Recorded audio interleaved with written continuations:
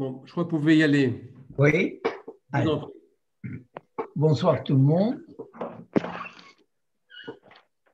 Je rappelle que nous sommes toujours dans le chapitre de Lot, ce membre de la famille d'Abraham qui l'a suivi spontanément dans ses déplacements, qui lui aussi a opéré cette rupture avec ses antécédents pour découvrir la voie d'Abraham et se mettre en route vers la terre promise.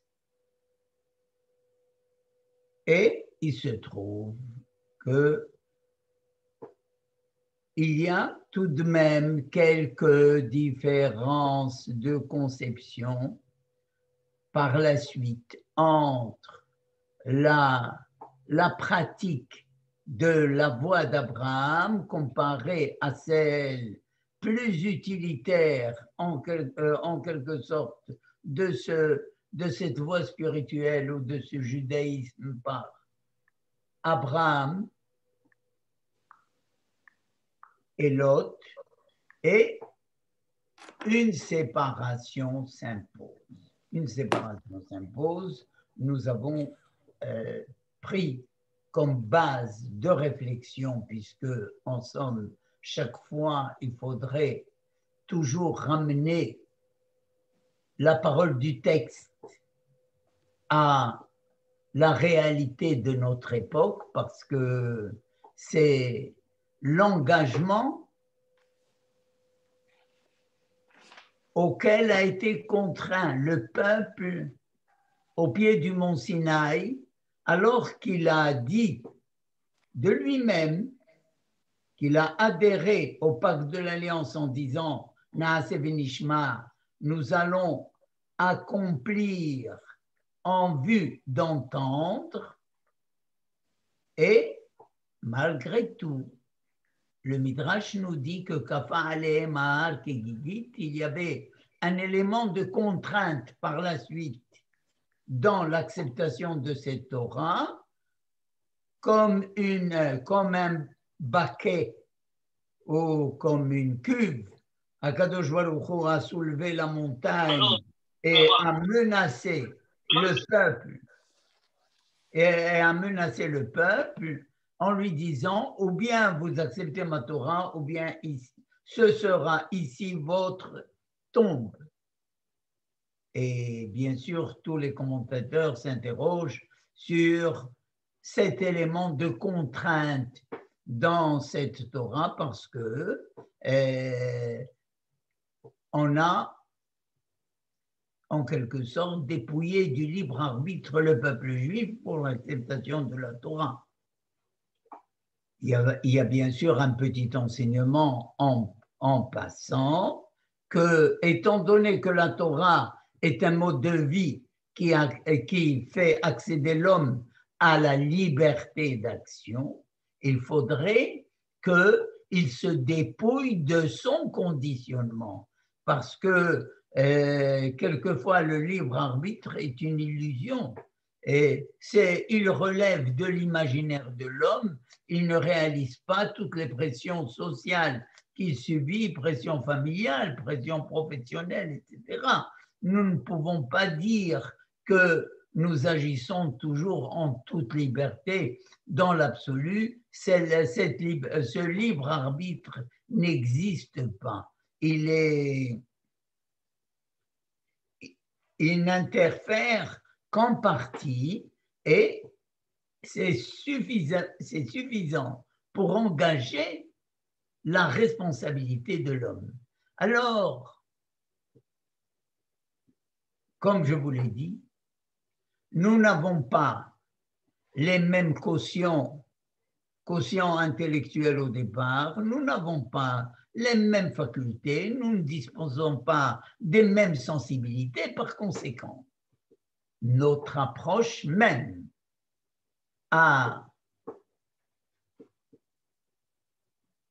l'enseignement spirituel, il est à différents niveaux.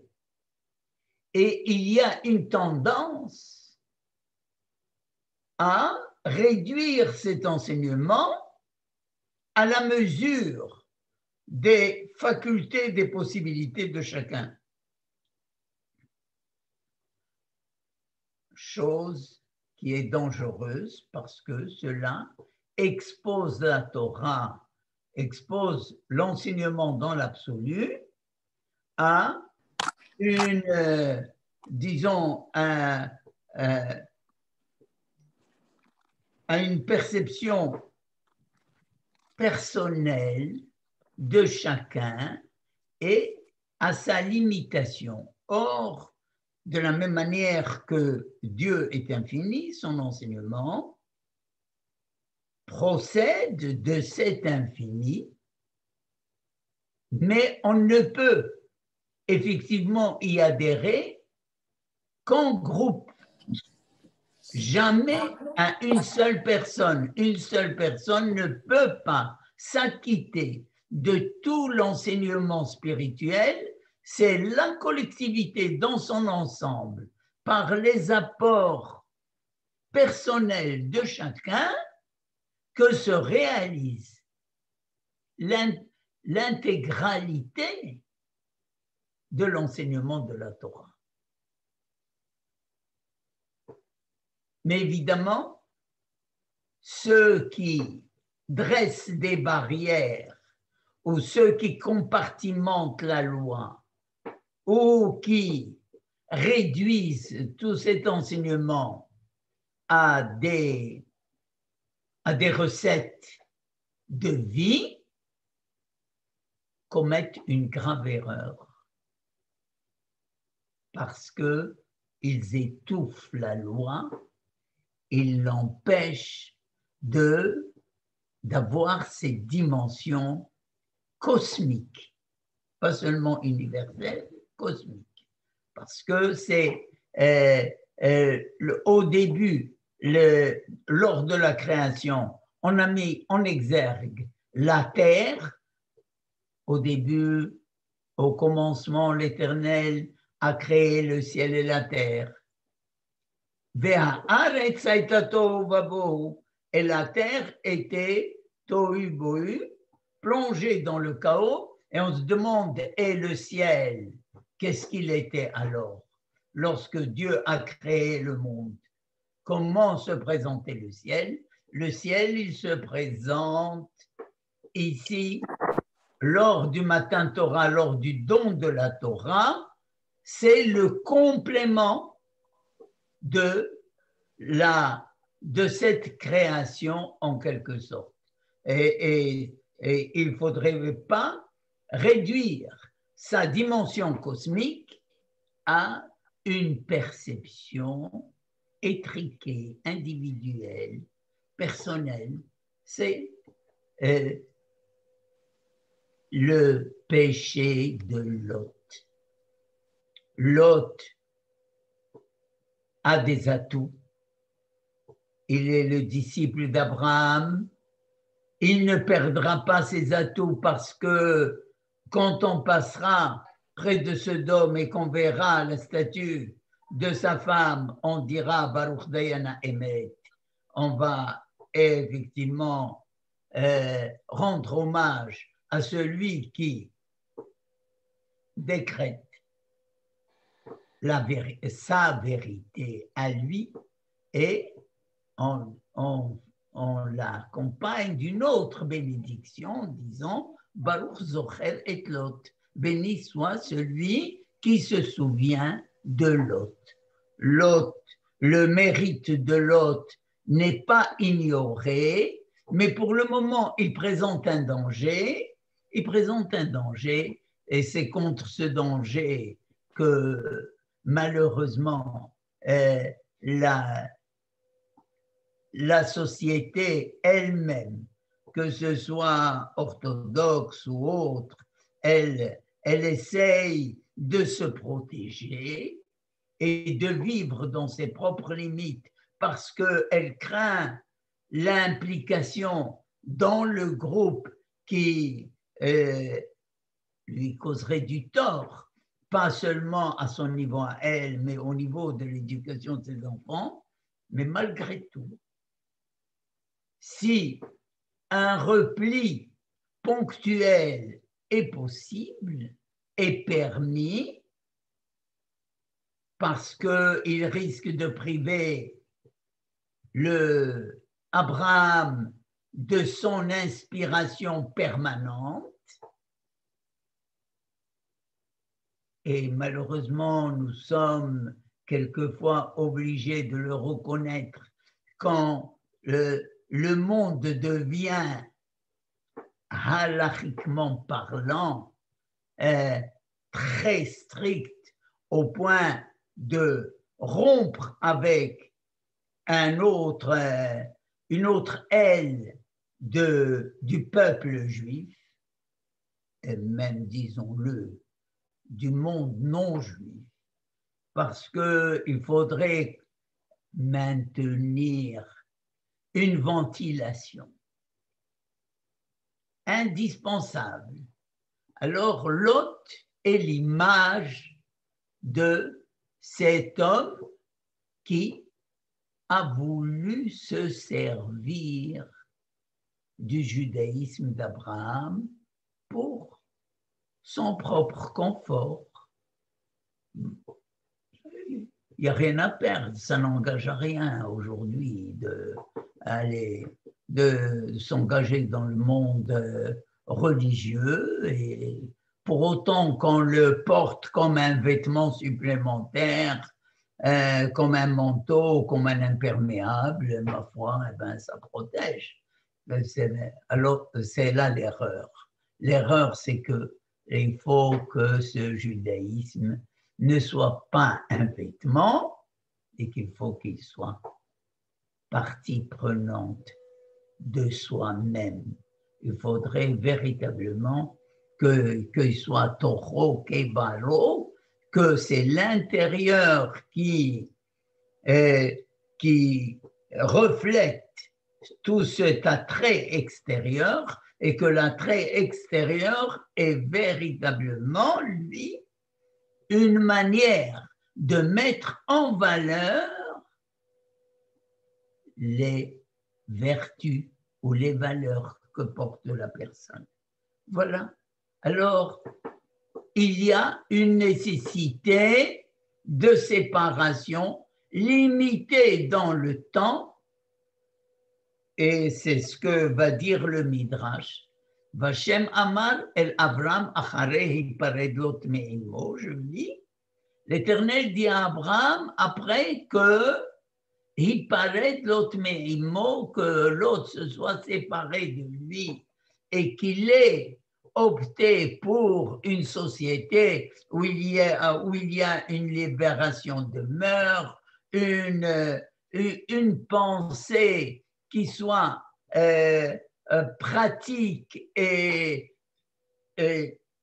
pragmatique plutôt, et réaliste, qui est kola aretz, une pensée pragmatique, elle est coupée de sa poésie de vie, elle est coupée du chant, elle est coupée de l'élévation de l'âme. Alors il lui dit attention, toute la terre que je te donne, à toi je la donne, mais ta descendance doit être comme la poussière de la terre. Comme la poussière de la terre va de l'extrémité du sol, du monde, jusqu'à l'autre extrémité,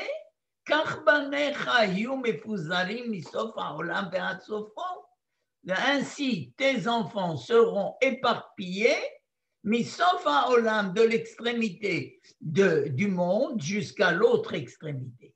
Autrement dit, tu fais partie de l'ensemble de la création, et tu ne fais pas partie de l'ensemble de cette création au niveau des idées, au niveau de ta pensée.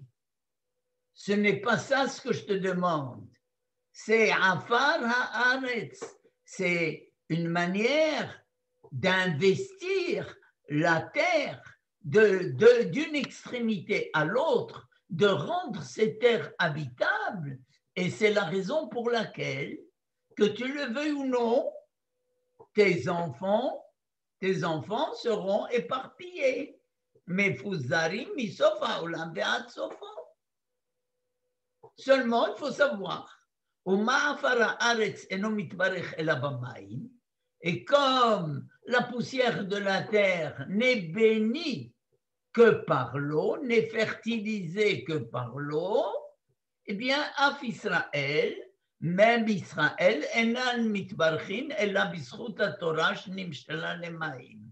De la même manière donc que toute terre ne donne ses fruits que grâce à l'eau, Israël ne donnera ses fruits que grâce à la Torah, c'est ce qui va faire sa particularité.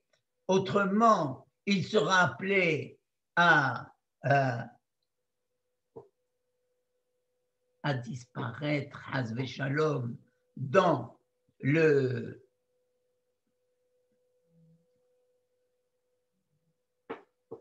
parmi les nations. Et c'est ce que va dire en troisième lieu le Midrash,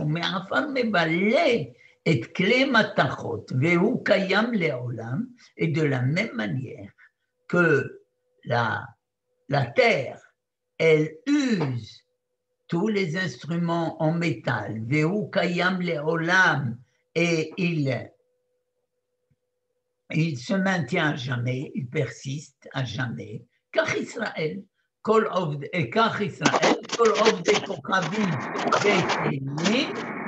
et même Israël, tous ceux qui servent des étoiles, Betelim vehem kayamim, ils vont devenir accessoires, anodins, vehem kayamim, et eux, ils vont se maintenir.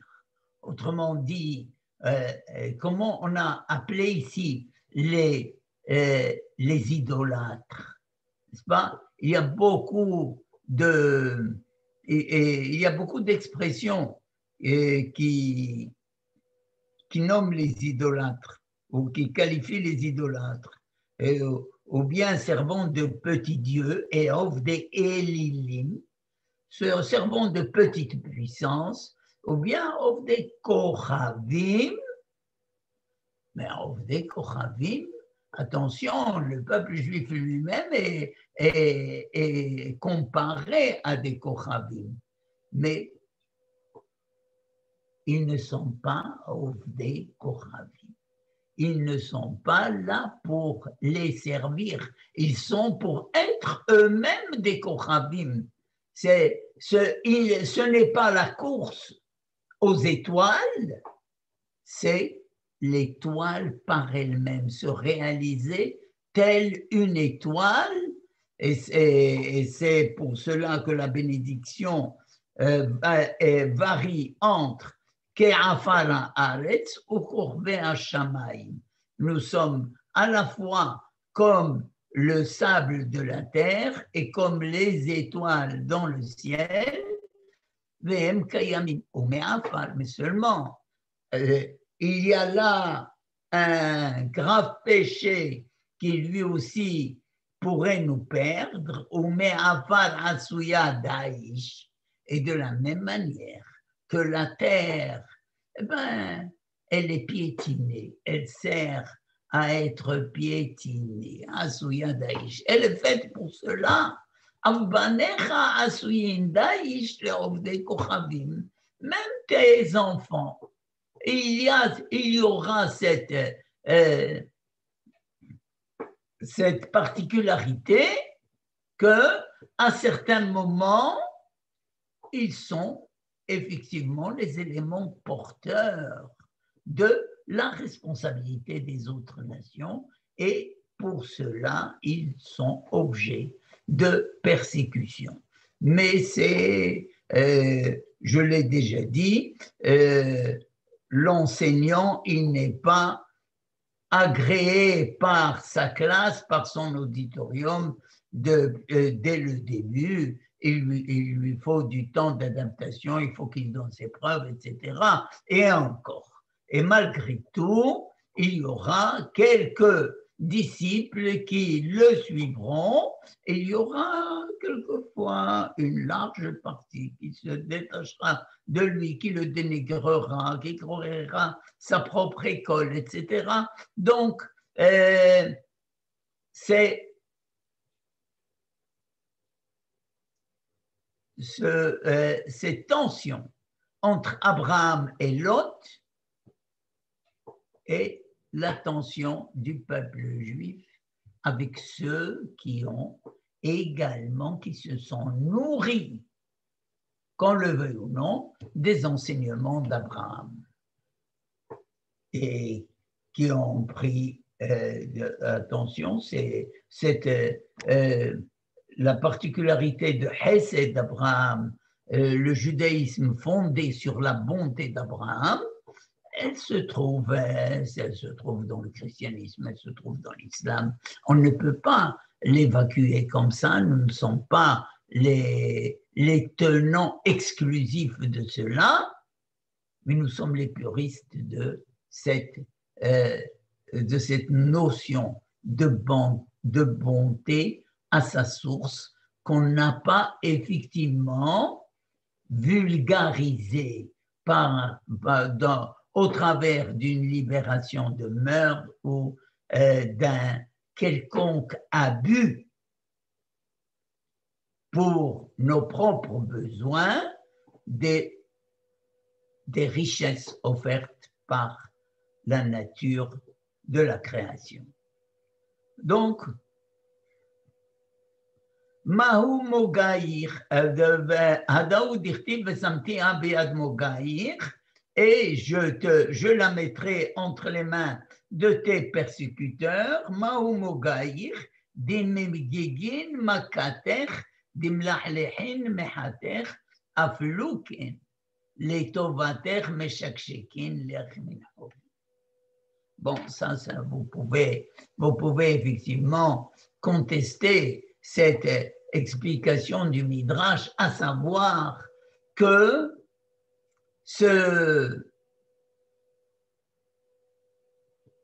cet antisémitisme, ou disons-le maintenant, dans ce refus de l'élève à intégrer tout l'enseignement de son maître et à le persécuter par des objections, par des contestations, eh bien, cela, effectivement, endurcit davantage le professeur dans sa recherche de la matière à dispenser, la manière de répondre, d'innover dans sa recherche, etc.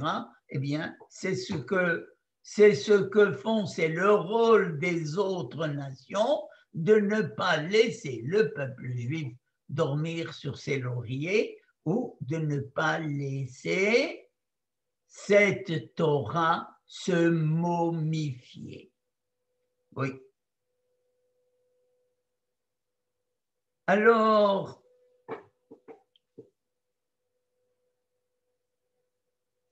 Ma'ayou aussi. Le texte dit, mais donc c'est une façon de te faire payer tes dettes ou de te faire payer tes obligations, tes dettes.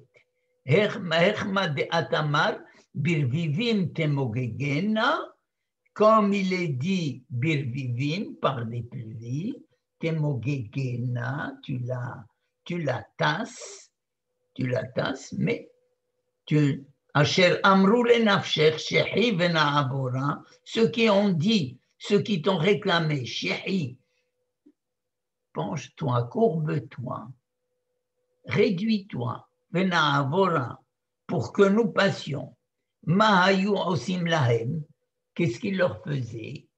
Hayu marbitzim lahem biplatriot, ומעבירים רבייה עליהם.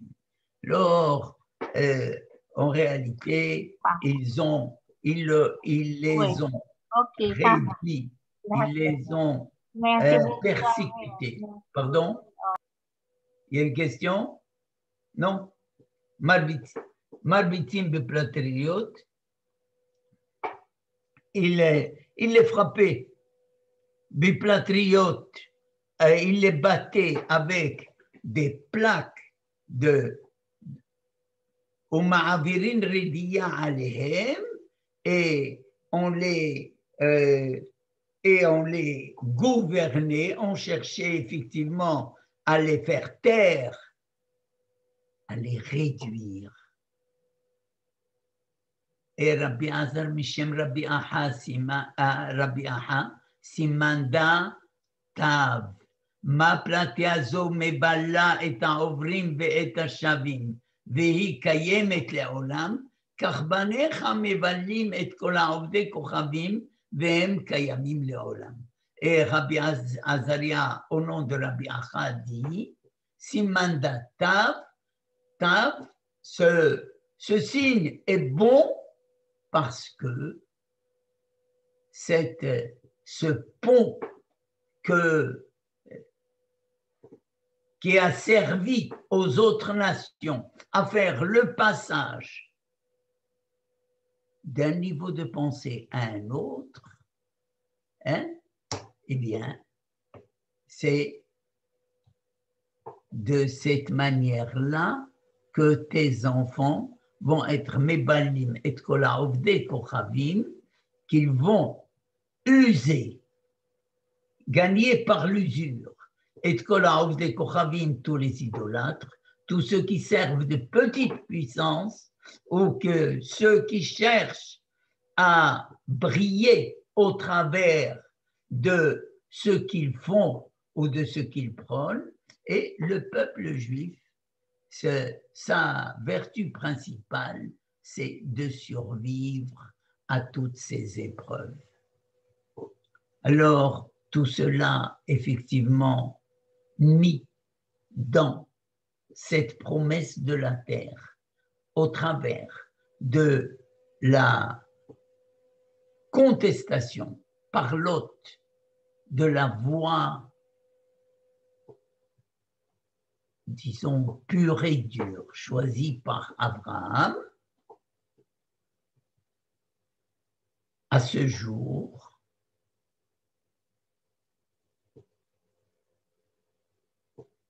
n'a pas cessé, effectivement, de nous poursuivre, et nous sommes en train de la combattre. Le problème, c'est que nous ne la combattons pas seulement à l'extérieur, mais c'est que nous devons la combattre à l'intérieur, puisque je vous ai dit, nous sommes, nous, les représentants des différentes nations, nous sommes les échantillons de ces différentes nations, et de ce fait, nous avons en nous tous ces éléments, de l'extrême gauche à l'extrême droite, misof ha'olam ve'ad sof. Alors, est-ce qu'il faut pour autant renoncer à cette identité nationale première pour ne conserver que ce qui fait la beauté du judaïsme, c'est-à-dire la Torah, sa pensée, ses mitzvot, etc. Non.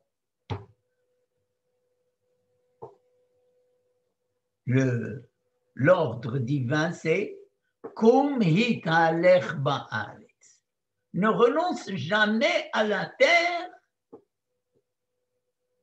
pour soi-disant conserver ton judaïsme. La terre elle-même, la terre d'Israël, reste le noyau autour duquel le fruit de toute la pensée vient s'agglutiner. Alors, Hitalech ba'aretz, il faudrait toujours rester attaché à la terre, pas seulement d'un point de vue pratique de l'adaptation de la mitzvah à la réalité du jour, sans pour autant la changer selon les conditions, selon l'évolution des conditions de vie.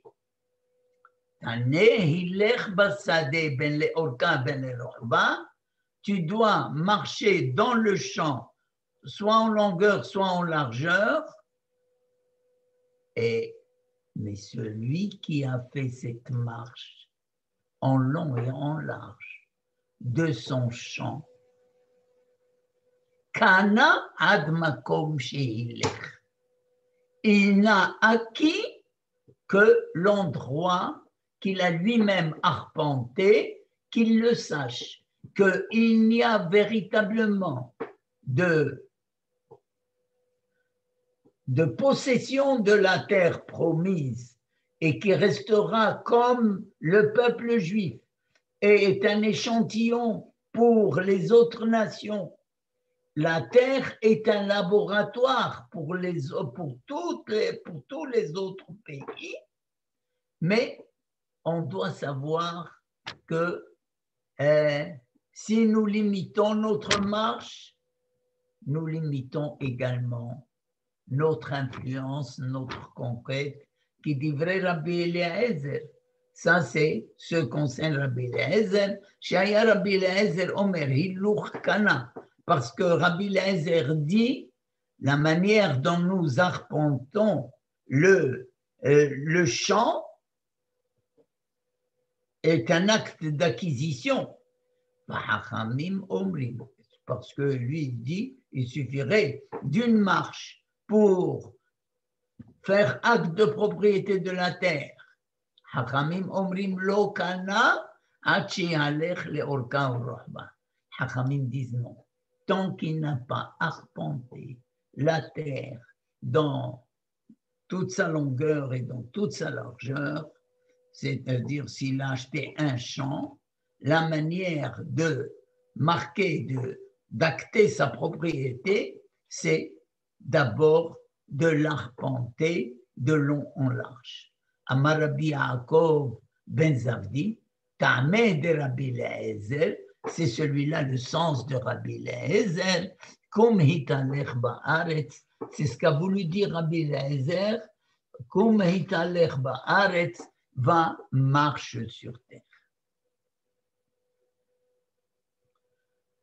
On pense que nous avons clôturé ici le chapitre de Lot.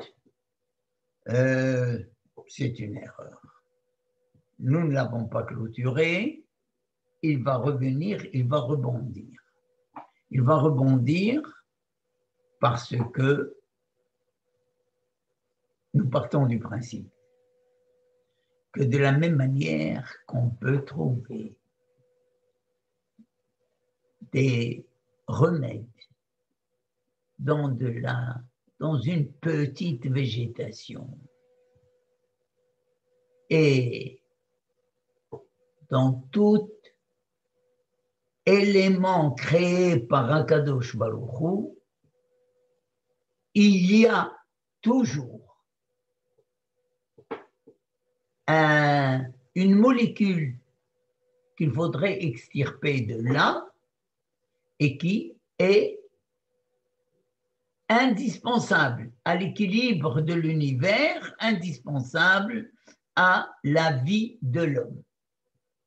Ceci dit, c'est valable, encore une fois, pour l'humanité entière et de grâce, ne dénigrez personne et ne jetez le mépris sur personne. On ne sait pas, Lot, bien qu'il se soit séparé de la voie de Abraham, Abraham ne l'abandonne pas. il va essayer de le récupérer.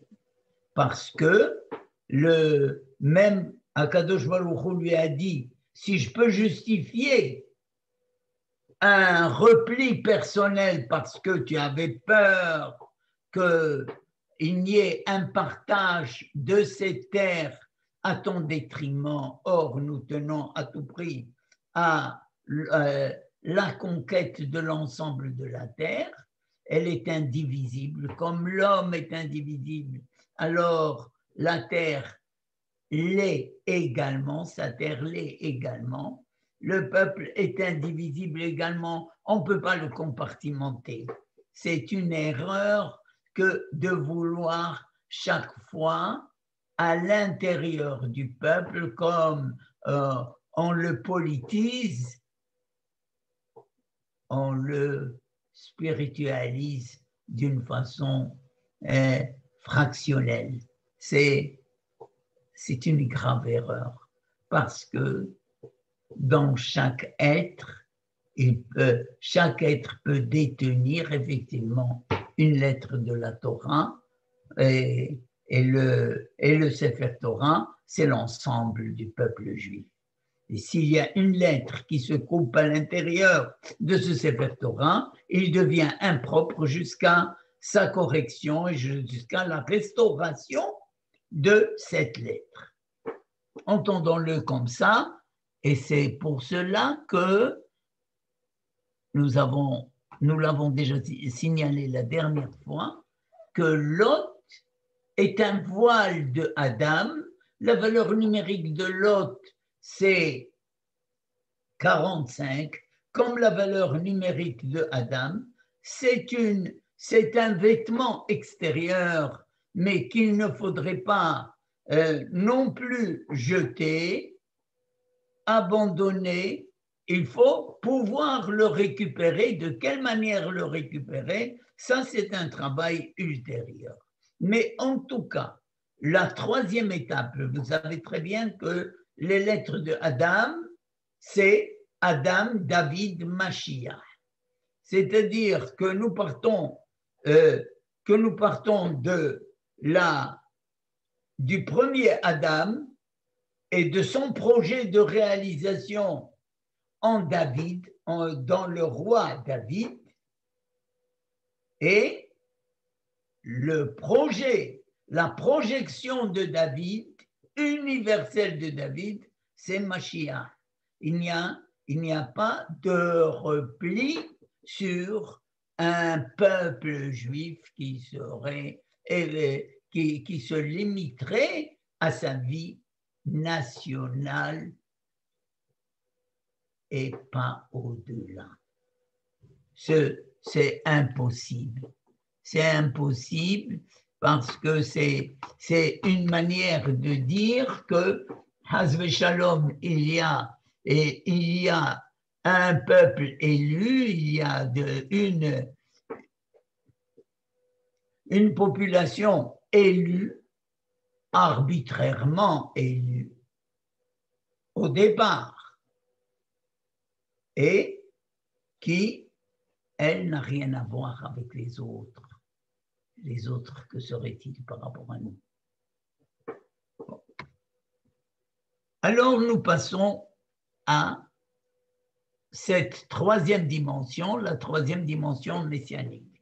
Donc, si nous n'avons pas appris à vivre d'une extrémité de la terre à une autre, à donner une résonance à notre enseignement et à notre présence par-delà les frontières limitées d'Israël, mais qui ne sont limitées que dans le temps, que dans l'espace d'un laboratoire, parce que par la suite, la promesse faite à Yaakov, c'est au Paratsta et à Mavakedma Tsafona Vanegma, tu t'étendras de côté de la mer, du côté de l'Est, etc.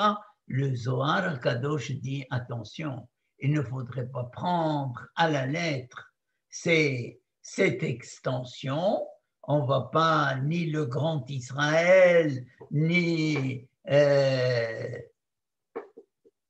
comme on ne sait plus à le dire,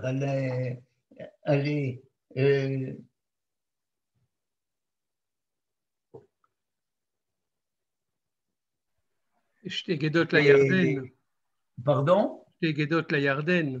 Non, je parle de de ces juifs, de ce livre qui présente le peuple juif comme le dominateur du monde. Et nous ne sommes pas, nous ne nous présentons pas, Hazve Shalom, comme voulant gouverner et dominer les nations. Ça, c'est une idée qu'il faudrait évacuer.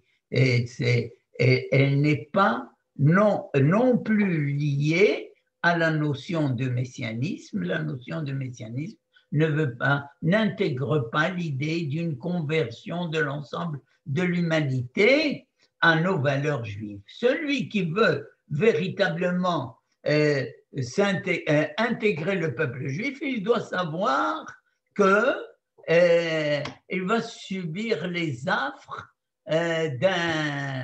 et la contestation de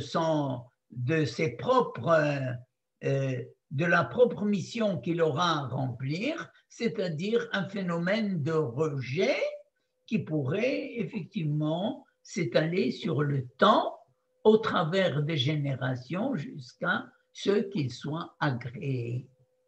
Oui. Et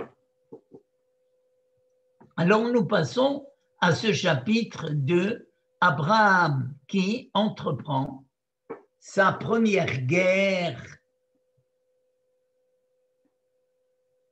l'unique d'ailleurs, contre les rois clés qui ont pris Lot en captivité, en otage. Oui. Il se trouve que Lot est à l'image effectivement de ce juif qui sait petit à petit en s'installant au port de Sodome et qui a choisi la voie de l'émancipation, de l'assimilation, qui n'a rien gardé par la suite de l'héritage d'Abraham, de ses valeurs, eh bien, Abraham ne l'abandonne pas. Il relève, il fait partie de sa famille, il va le défendre jusqu'au bout. On ne va pas considérer ou mesurer disons, la valeur spirituelle de Lot quand il s'agira effectivement de le libérer de ses persécuteurs.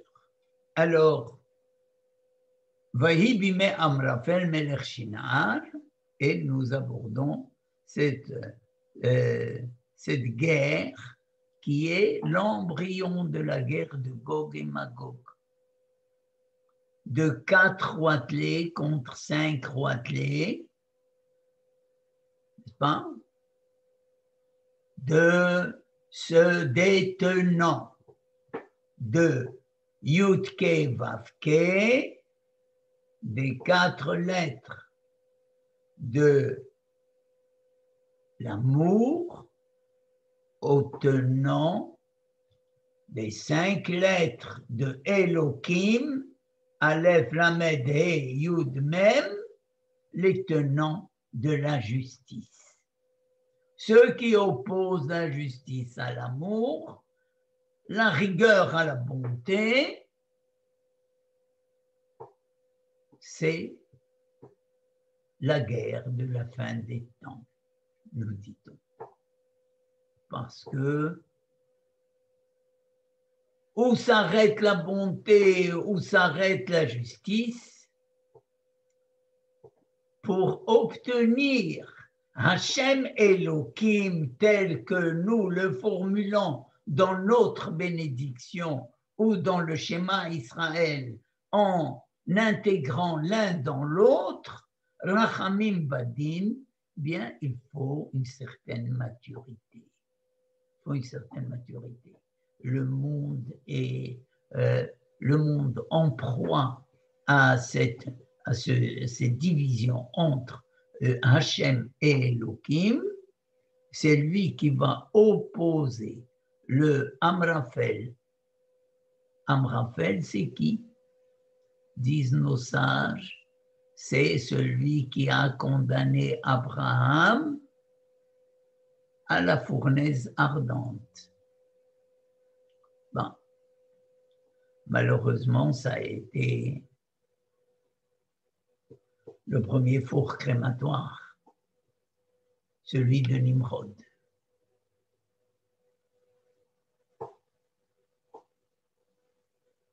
Alors, c'est lui qui mène la bataille.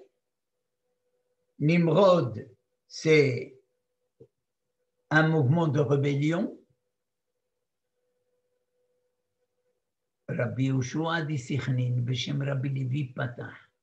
Alors, comment on introduit cette guerre embryonnaire de la fin des temps?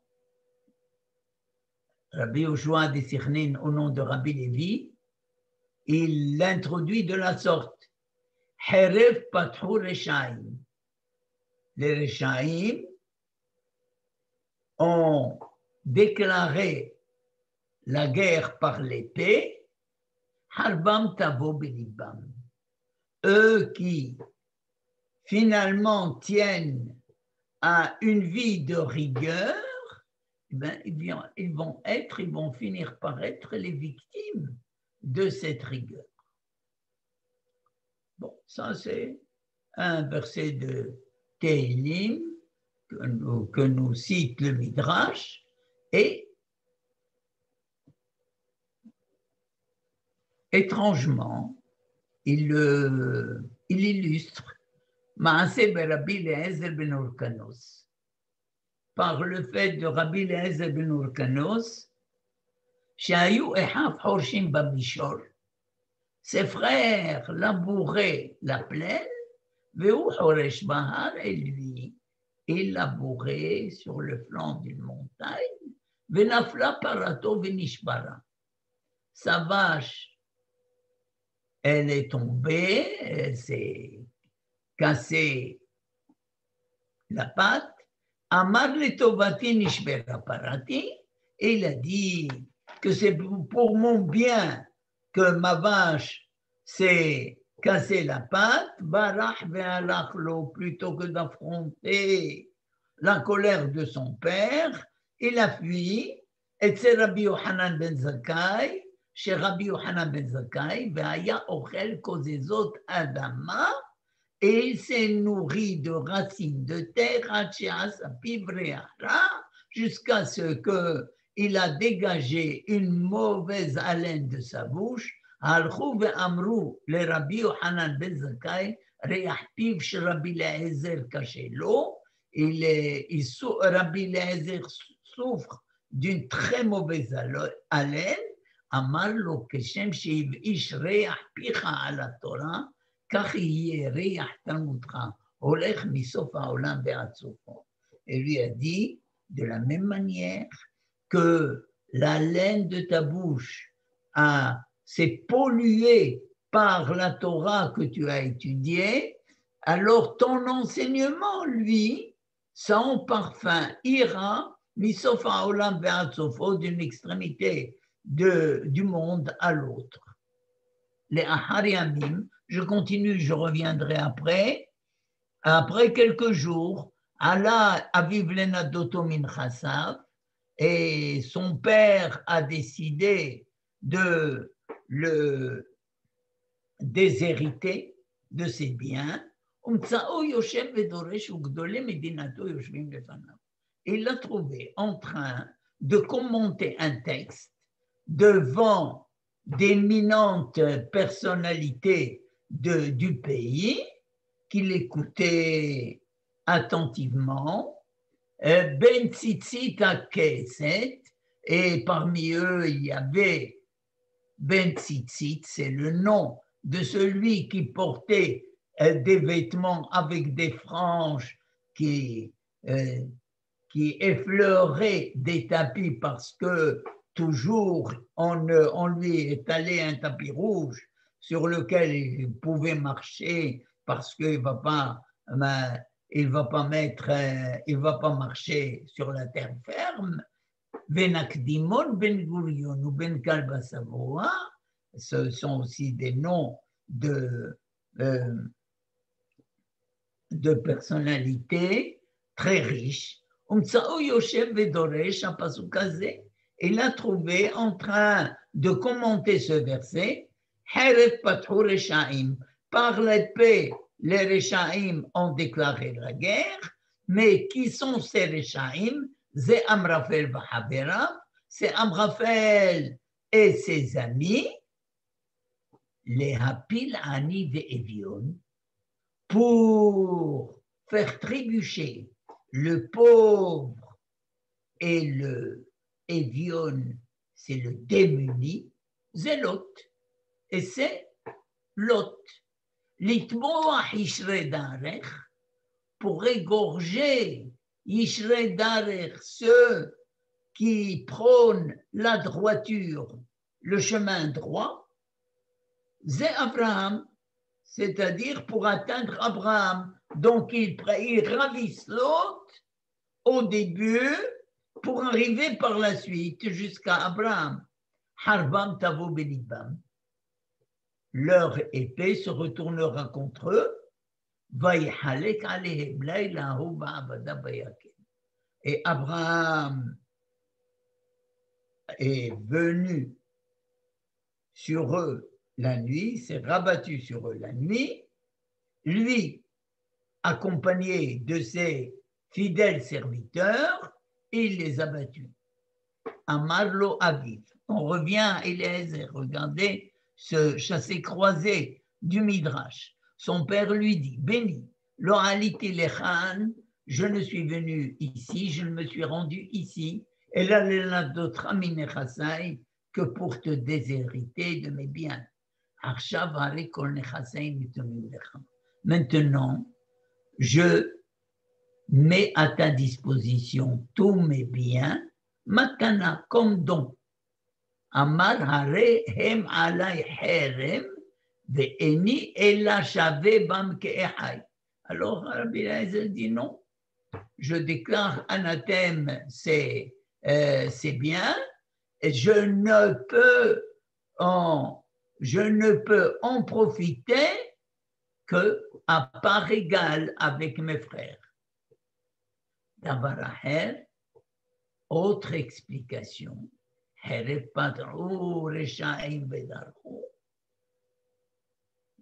par l'épée, les Réchaïm ont déclaré la guerre et ont tiré leur arc, c'est Amraphel Vahavera. Il s'agit de Amraphel et ses amis. Bon, ça c'est l'introduction, mes chers amis, à cette guerre embryonnaire. On se demande que vient faire ici le problème de Rabbi Eliezer. Rabbi Eliezer est le fils d'un homme, d'un juif assimilé à l'époque qui s'est adonné et qui était un grand propriétaire terrien, qui labourait ses terres. C'était une entreprise de famille. Par conséquent, les enfants devaient être associés à cette entreprise. Et il n'admettait pas. Il n'a pas admis qu'un de ses fils abandonne le travail des champs et aille se réfugier auprès de Rabbi Yohanan ben Zakkai dans la yeshiva pour étudier la Torah. Pour lui, ça, ce n'est pas un judaïsme. On ne peut construire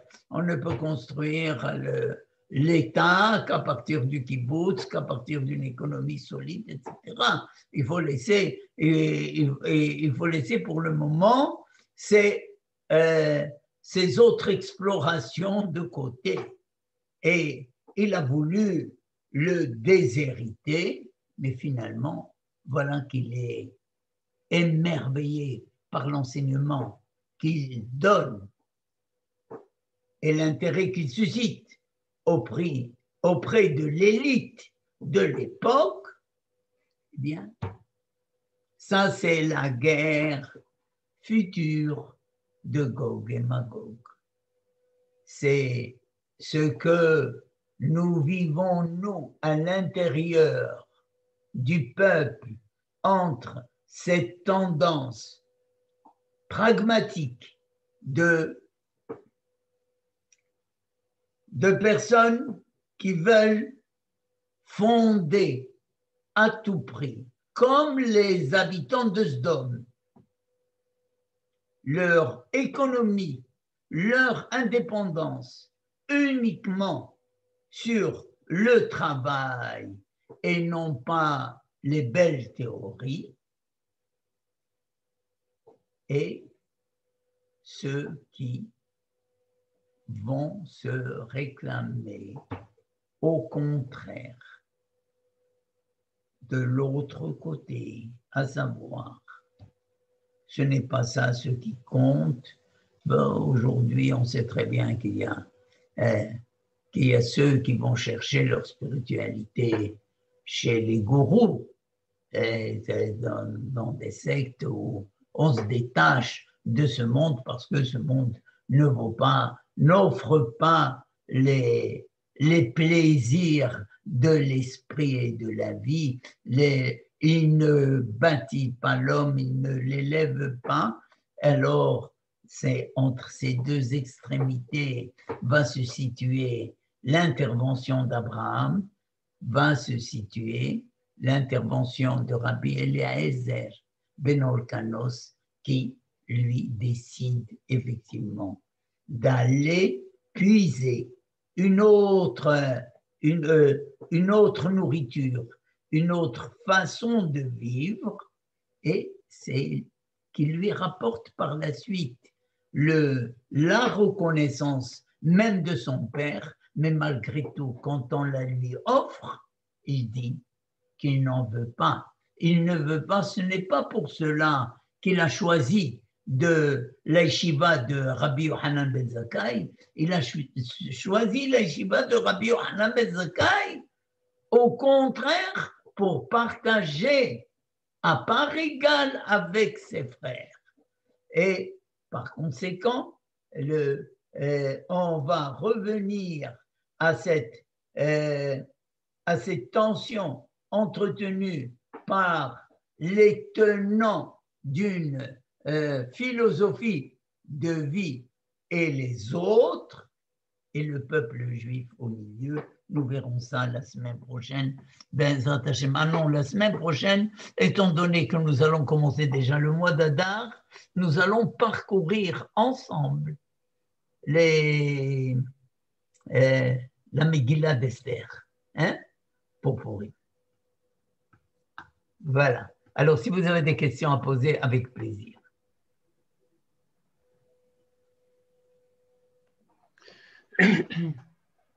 Oui, moi, je me posais une petite question. Oui. Bon, là, on a vu, vous nous avez expliqué un petit peu la tension qu'il y a entre Abraham et Lot. Oui.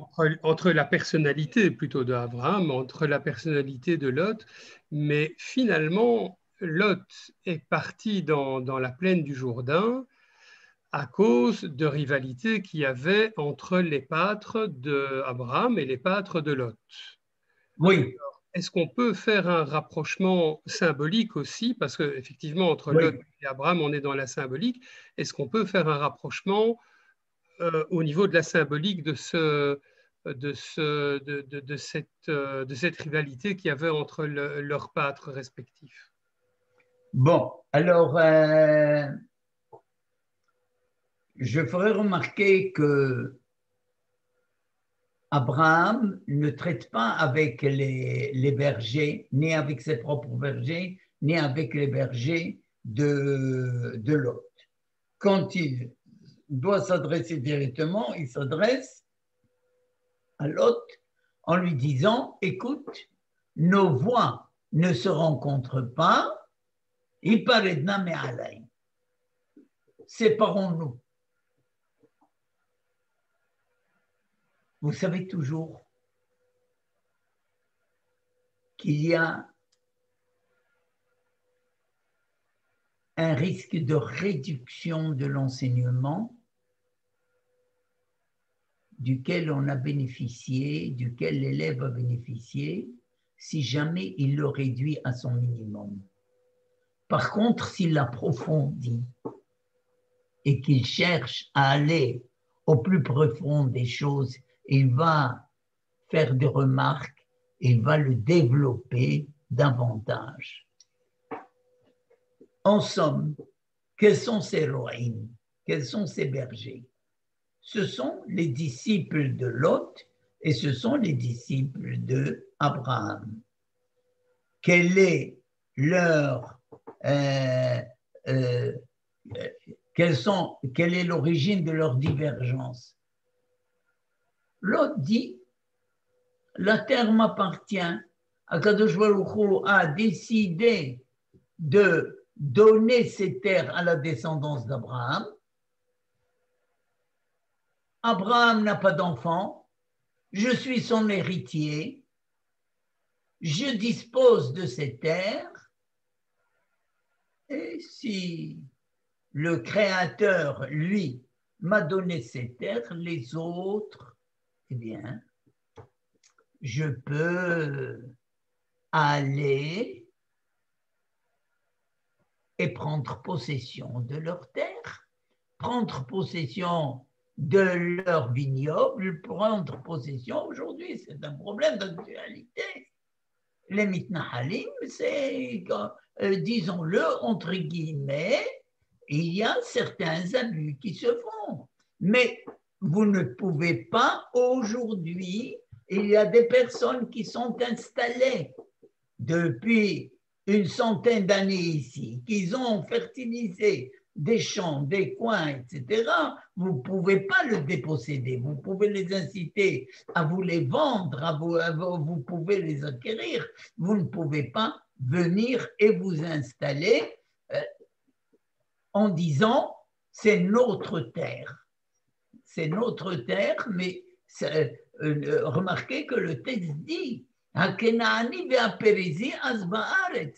y a le cananéen et le périsien qui sont installés sur ces terres et Abraham considère qu'on n'a pas le droit de les dépouiller de leurs biens sous prétexte de la promesse faite par Akadosh Baruch Hu à la descendance d'Abraham. Or, si on veut faire un usage personnel, individuel et utilitaire de la loi, cela devient une oppression pour les autres, une forme d'oppression pour les autres. Alors, écartons-nous de toute philosophie de vie qui peut dénigrer l'autre ou lui enlever, le dépouiller de ses droits. Voyons de quelle manière.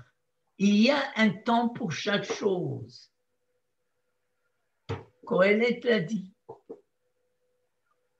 Alors, il faudrait arriver, d'ailleurs, il y a un beau chapitre dans le Midrash avant, je pense que nous ne l'avons pas, et il apporte un psaume de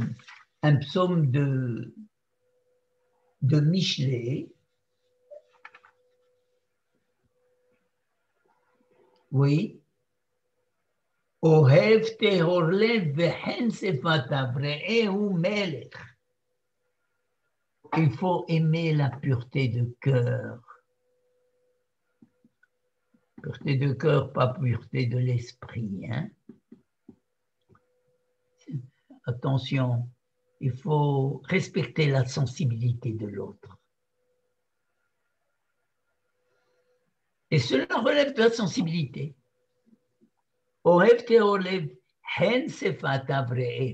La grâce de la parole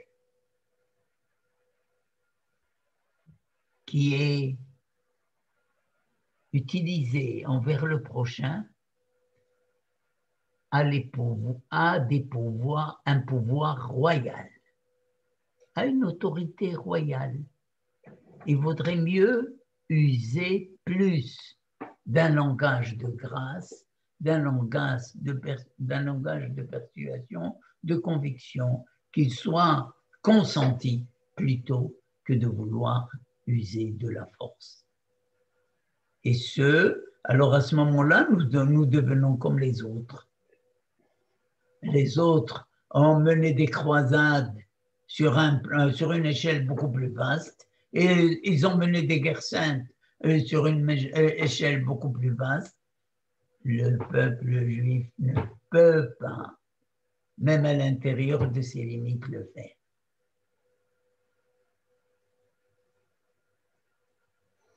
Merci. Autre question? Moi, j'aurais peut-être une clarification. Oui. Est-ce que vous pourriez clarifier le sens du mot arpenter, donc, que vous avez beaucoup utilisé à un moment donné? Est-ce que c'est uniquement l'endroit que l'on arpente? Est-ce que c'est le peuple juif, les endroits qu'il occupe sur la terre? Est-ce que c'est la Torah que l'on arpente, c'est-à-dire l'étude? Cette notion de limite, on est de toute façon limité. On ne peut pas tout arpenter non plus. Donc, voilà, est-ce que vous pourriez un peu clarifier ce point-là? Et alors, le deuxième point, c'est quand vous dites pour Rabbi Eliezer qu'il veut partager avec ses frères, en fait, je ne comprends pas très bien, il veut partager quoi? Ça veut dire qu'on partage, eux sont dans le travail et lui est dans l'étude et on va faire un vase communicant l'un vers l'autre? Ou qu'est-ce que vous entendez par le fait de partager avec ses frères? Voilà. Ce qu'il partage avec ses frères, c'est uniquement l'équilibre qu'il réalise sur le plan de la société, à savoir que cette société a besoin d'un noyau qui pense pour elle, qui dispense un enseignement, qui forme une jeunesse. Alors, il est là, il a opté pour cette voie. L'autre, en quelque sorte, il doit aussi bénéficier des valeurs que cette personne est en train d'extraire et de perpétuer à travers le quotidien de chaque vie. Alors, c'est celle-là, c'est je dirais, cette solidarité et cette communauté de biens à la fois spirituels et matériels, à part égale. C'est-à-dire que vous voulez dire c'est un partage dans le symbolique, ce que lui a acquis, il doit le partager avec ses frères, mais le partage du matériel dans l'autre sens ne doit pas se faire systématiquement. Non, si la Torah a dit qu'il faut prélever le maaser, la trouma, le maaser ani, etc., c'est une manière de dire aujourd'hui on paye des impôts là-bas, dans l'esprit de la Torah, il fallait effectivement se défaire de 15 à 17% de ces biens pour les donner aux autres. Ce qui fait que c'est le 4/5e en principe que le gérant de la terre gardait pour lui, et le 5e, il le donnait. D'accord. C'est un bon partage, c'est mieux que les impôts. À choisir, ils prennent beaucoup plus. Et arpenter? Et arpenter, oui.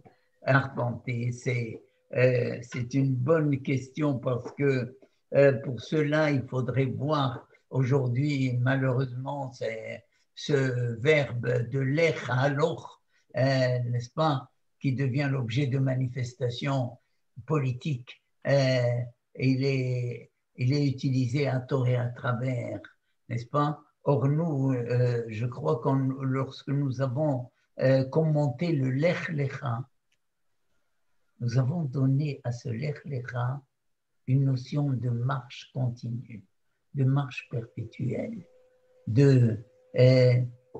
une manière de prendre en main la chose que l'on cherche à acquérir. Le tout n'est pas d'avoir des propriétés et qui nous dépassent et on ne sait pas quoi en faire et finalement on les abandonne, ronces et épines, et on prive d'autres personnes de pouvoir en profiter.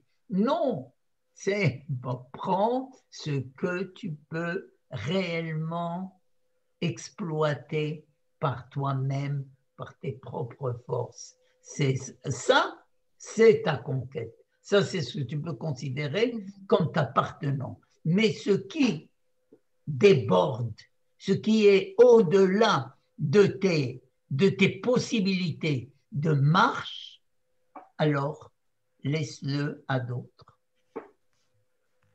D'accord.